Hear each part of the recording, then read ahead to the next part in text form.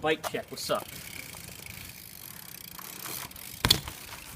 Alright, this is Jack Pope. September 2015 bike check. So, start off with the frame. 2012 We the People Crisis. Got stickers everywhere. Ilbies. Look at that. Hashtag the Raid Crew. Oktoberfest. Look at that. Now, got resist seat. That was in there. The seat post. It's just welded right in there.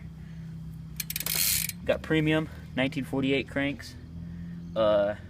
Odyssey. Twisted PC pedals. Boom.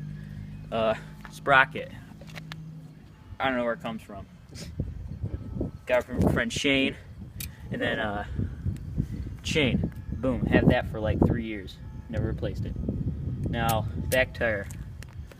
Fit TA black with black wall gum along with the front here. 2.4, and then the back rim.